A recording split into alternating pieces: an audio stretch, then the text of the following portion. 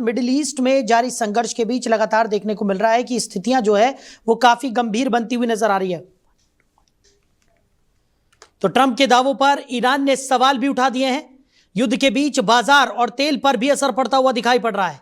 लगातार middle east संघर्ष अब और जटिल होता हुआ दिखाई पड़ रहा है। तो मिडिल ईस्ट में जारी संघर्ष अब ऐसे मोड़ पर पहुंच गया है जहां सच और दावों के बीच की दूरी लगातार बढ़ती जा रही है। एक और डोनाल्ड ट्रंप यह दावा कर रहे हैं कि ईरान के साथ उनकी प्रोडक्टिव बातचीत हुई है और जल्द युद्ध खत्म हो सकता है। वहीं दूसरी ओर ईरानी नेतृत्व इन दावों को पूरी तरह खारिज कर रहा है। तो ऐसे में यह संघर्ष अब सिर्फ हथियारों का नहीं बल्कि नैरेटिव की जंग का भी बन चुका है। ट्रंप के बयान ऐसे समय में सामने आए हैं जब वैश्विक बाजारों में उतार चढ़ाव जारी है।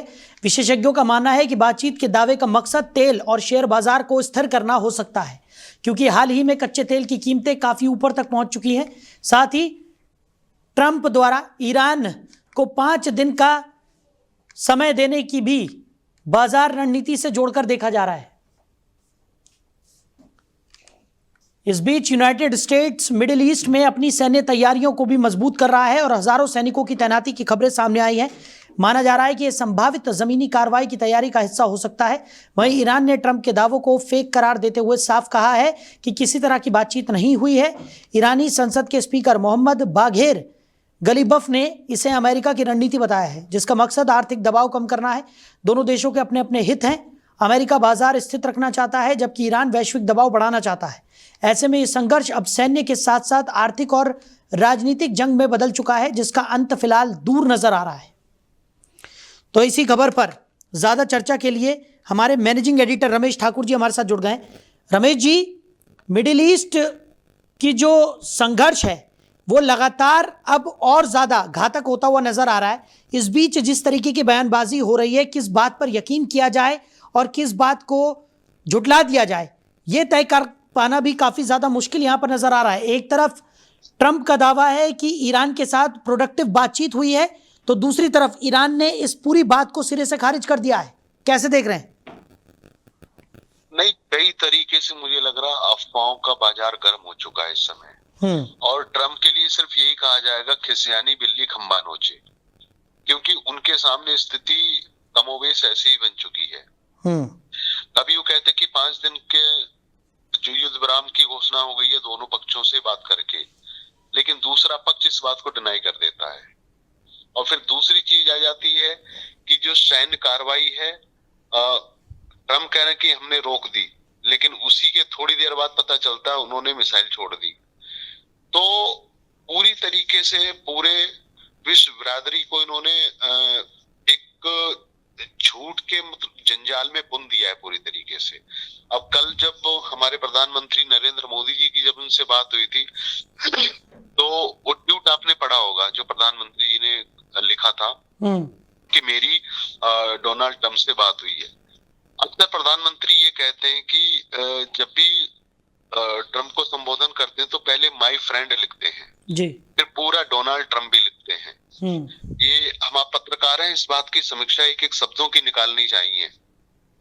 तो उसमें माय फ्रेंड शब्द नहीं है और ट्रंप लिखा हुआ है, इसमें डोनाल्ड भी नहीं है। तो इससे साफ जाहिर होता है कि प्रधानमंत्री नरेंद्र मोदी भी आज की डेट में राष्ट्रपति ट्रंप की कितनी इज्जत कर रहे हैं, इससे साफ जाहिर हो जाता है। कोई गर्मजोशी नहीं है, कोई प्यार दुलार नहीं है और कोई दोस्ताना वैसा व्यवहार नहीं है जो हमने अक्सर पिछले 7-8 सालों में उनके साथ में हमने देखा है। एक तो ये चीज आ जाती है। दूसरा ये है, जो चीजें अभी आपने बताई, इन सब चीजों की अगर आप समीक्षा करते हो तो क्या ग्लोबल स्तर का कोई भी ऐसा देश या ऐसा मुल्क जो इस पूरे जंग में उनका ट्रंप का साथ दे रहा हो, इजराइल का साथ दे रहा हो, एक नाम आप नहीं बता पाओगे।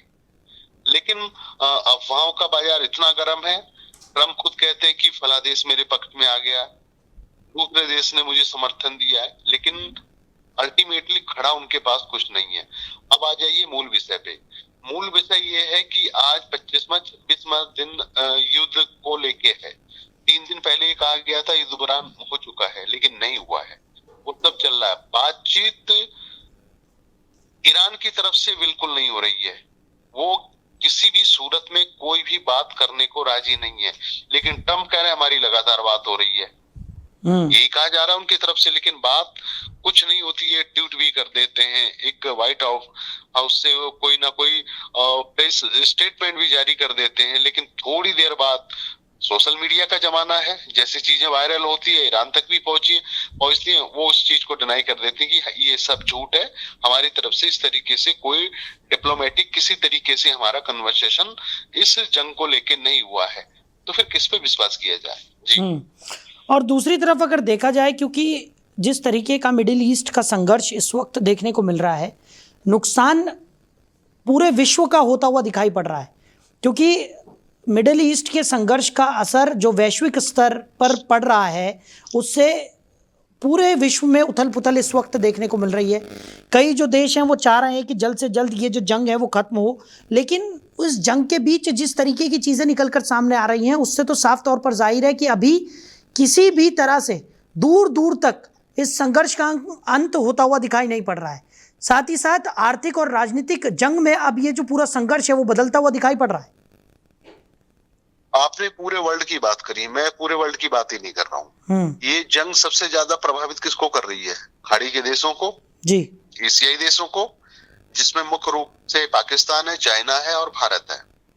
और ये सबसे बड़ी खूबी कह लो या फिर ये हमारी सरकार की ये उपलब्धि कह लो कि हमारे पास क्रूड ऑयल, कच्चा तेल काफी मात्रा में हमारे पास अवधि भंडारण है, जिसकी वजह से हम लोगों ने जो तेल का जो प्राइस है उसको नियंत्रण में किया हुआ है। ठीक है, छुटपुट तरीके से चीजें आ रही हैं, लेकिन सबसे बड़ी बात है जो स्टेट ऑफ हॉर्मुज़ की तरफ से जो रास्ता तेल को निकल के भारत तक पहुंचता है वो लगभग 80% हमारा तेल वहीं से आता है, जिसमें छूट सिर्फ 20% की मिली हुई है, जिसमें 2-3 जहाज ही छूटे हैं, लेकिन सारे के सारे जहाज हमारे आज भी पानी में ऊपर तैर रहे हैं। वो निकलने की संभावना भी नहीं दिखाई दे रही है। अब नई चीज इसमें और जोड़ दी गई है, अमेरिका ने कहा कि अब 30 दिन तक ही भारत ईरान से भी तेल खरीद सकता है। ये नई मुसीबत आ गई हमारे ऊपर। अब कुछ चीजें ऐसी हैं सरकार जिसको डिस्क्लोज नहीं कर रही है, कई सारी चीजें हैं, और ठीक है, ऐसे मौके में सरकार को सारी चीजें पब्लिक प्लेटफॉर्म पे इसलिए भी लानी नहीं चाहिए क्योंकि स्थिति पैनिक हो जाएगी, लोग अफरा तफरी में फंस जाएंगे, माहौल खराब हो जाएगा। लेकिन स्थिति खराब है, जिस तरीके से जिस बॉडी लैंग्वेज के साथ में पार्लियामेंट के भीतर प्रधानमंत्री ने ये आह्वान करा है और इस स्थिति को कोरोना से जोड़ के उन्होंने कहा है कि हमें बड़ी लड़ाई के लिए तैयार रहना चाहिए, तो उनकी बातों का अगर सार निकालो तो स्थिति ज्यादा अच्छी नहीं है आगे की। अब ये आपने कहा कि जंग रुकनी चाहिए, ये सब इसके पक्षधर हैं, लेकिन पक्षधर और पक्ष रखना ये दोनों अलग अलग चीजें हैं। इसमें कोई आगे सामने नहीं आ पा रहा है कि ताकि इस चीज को रुकवाया जाए। इसके पीछे भी एक वजह है, क्योंकि डोनाल्ड ट्रंप जिस तरीके से राजनीति कर रहे हैं, जिस तरीके से अपनी हुकूमत को चला रहे हैं, वो किसी की सुन नहीं रहे, किसी की समझ नहीं रहे, और वो इसलिए कोई देश उनसे डायरेक्ट बात करने के लिए तैयार नहीं हो रहा है कि उनको कहा जाए कि जंग रोकी जाए। भारत सरकार भी, प्रधानमंत्री भी डायरेक्ट उनसे बात करना नहीं चाह रहे हैं, उनको पता है अगर बात करेंगे वो बात की कोई वैल्यू नहीं करेंगे। तो इन सब चीजों को देख के तो अब दुनिया ने राम भरोसे पे पूरी स्थिति को छोड़ दिया है। चलिए रमेश जी, हमारे साथ जुड़ने के लिए, इस तमाम चर्चा के लिए आपका बहुत शुक्रिया। तो ट्रंप के दावों पर ईरान ने सवाल उठा दिए हैं और युद्ध के बीच बाजार और तेल पर असर भी पड़ता हुआ नजर आ रहा है। मिडिल ईस्ट संघर्ष अब और जटिल होता हुआ दिखाई पड़ रहा है।